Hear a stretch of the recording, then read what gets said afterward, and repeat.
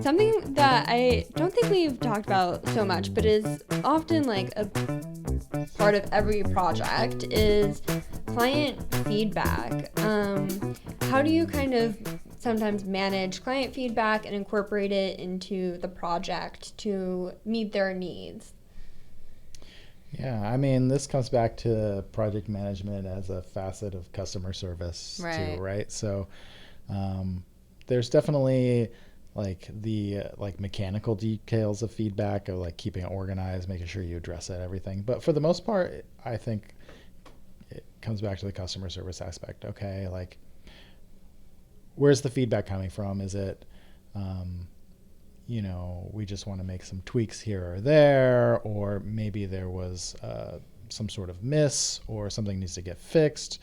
Just like making sure that, okay, first off, making sure that you understand, right? So again, with the trust, not just being like, yeah, okay, and then do something, right? But like, let's just make sure we're on the same page, and that we know exactly what to do here, and then doing it and coming back to them, and ultimately like this came up the other day where it's like talking about like, well, how many like rounds of feedback are okay in a project or something, but like ultimately in my mind it's as many rounds of feedback as it takes to make it so that the client is super happy with what they're getting. Yeah. From the development side, we not joke, but we like talk about we're developing a website. We want it to be pixel perfect. So, like, as Tatiana designs it, so it shall be on the page. And just trying to make sure that like the vision it becomes the reality. And I think that's the same in the design process. It's the same everywhere, right? It's like, Yeah.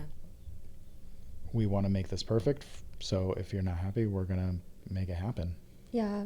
And talking like connecting to like multiple rounds of feedback, I think sometimes that can stem from maybe a client suggests a solution to an issue, but we actually haven't aligned on what the issue is. And maybe their solution, while a valid one, isn't actually the best solve for what the problem is. And like in a solution based kind of environment, you want to be a solution-based person. You don't want to be the person who's coming with problems, but sometimes it actually is. It's easy to like jump ahead, but sometimes it's actually like, oh, we need to like make sure we're aligned on identified on what is actually creating the disconnect here, and then together come up with how we tackle that. And I think we like do a good job of that here, and that ultimately helps reduce rounds of feedback, hopefully. I mean, I think it's in a lot of ways on the development side, sometimes it can be complex, right? Like you want to do something, this seems simple, but the reality of making that happen in some sort of programming language is difficult. But like, honestly, I think on the design side, like a lot of times people are like, well, I don't know what I want, but it's not this necessarily. And then trying to like take that conversation and turn it into like pull it out of the air and make it into like something cohesive that does answer like what they want to do.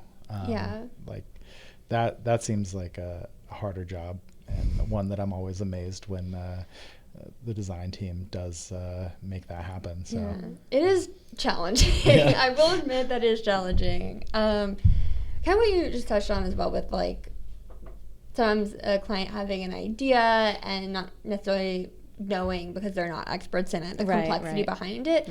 I feel like it would be a super huge challenge personally to like kind of mediate client expectations that might not be aligned with the like effort or budget. How do you handle that? Well, yeah, that's an interesting question too. So it depends. Obviously, so BrainDo, we are a full service marketing consulting firm, right? So if it's a project where we're designing and developing, which adds, a great amount of, adds a lot of synergy to the project. But if we're working through it on the design front, and we know that the client has a certain budget, or even if they don't have a certain budget, a lot of times we'll connect between design and development teams and say, okay, we're designing this kind of input or this here.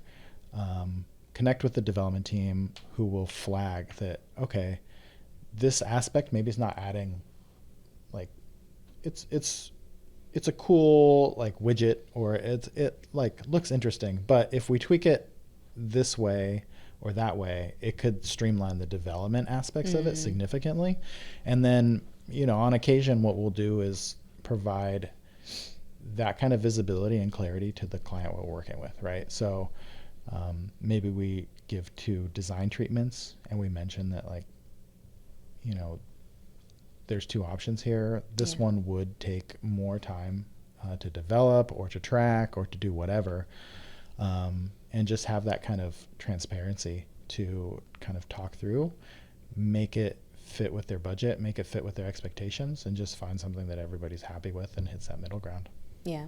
I love coming to the table with options, because that's like, multiple solutions. Again, you're not just coming with like one option and then like some ambiguous problem with something they can't see. It's like all out there for them to like consider everything at once and really choose what they think is best for them. Yeah. Whenever possible, I love to, especially on the design side, right? Like say, well, we'll bring you a couple options for different things. And then a lot of times we end up, doing a little mix and match between them. Yeah. But it's hard to, like, sometimes, you can see something and be like, I like that. But like sometimes it's better to be able to see a couple options and be like, well, I like this aspect here and this here. And it's sometimes to tell what you really like, you need to see like something else that maybe you don't like quite as much. Yeah. Right? Yeah. Yeah. It helps you feel like you have the, I can't think of the word. It's not accountability. That's not it. Agency? But Vindication. agency. Yes. The agency of kind of to just like choose how you're kind of being represented, especially if it's like your website that's like very integral to your brand and how you're communicating out into the world. It definitely is nice to give the client kind of that element of control and ownership so that they feel included as well, because it is a team effort. Yeah, that is like funny with the 2 options. Sometimes it's a challenge if you're making 2, like if you have some things that are like clear favorites and it's like, no, I can't put them all in one concept. Like I have to spread it out so that, we don't have just like the favorite baby concept and like that one over there. It's like you have to spread out all the good things. And then typically we do end up getting some sort of mix and match thing because of that. It's like, oh, this favorite element here. Oh, this from over here. Which is fun to kind of pull all those things together. Yeah, and I guess in the best case scenario, you're kind of sad either way, right? You're like, well, I like both of them, so... Best case scenario. Yeah, can we just make both sites, Right. Yeah. And I'm sure you've had instances where you've brought something, like a deliverable to a client, maybe not a deliverable, but like a concept, and it's what they thought they wanted, but then they're like, actually, maybe it's not really on brand, or I don't like it as much as I thought I did. Like there's a lot of like website trends that you see pop up, and even like I know like really bright poppy color schemes are trending now, and I saw like an article recently like cautioning people from just redoing a website because like certain colors are in style, etc. So yeah, we actually talk about that some in the upcoming episode that we filmed previous about not attaching, when you're redesigning, like not attaching all your styles to like super current trends, because the cycles are getting so much faster as well. But if they're connected to your brand, like they should be evergreen. Like your brand is always you. It's definitely, you don't want the equivalent of that. Like I feel like there was a certain color of orange that maybe was super popular in the late 70s. Yes. Early 80s. We all know that 70s orange. It's still around sometimes. Harvest gold. So you got to make sure not to do the web equivalent of that for the most part, right? Something that it's going to look like modern, contemporary, whatever word you want to use there, but also will still not look dated in a couple years. Yeah. Definitely redesigning a website is a big task. So you know, and apps even more. So you want something that's gonna stand up to the test of time for at least a good number of years to get a lot of value out of it. Yeah. And not break just for the sake of aesthetics. Yeah.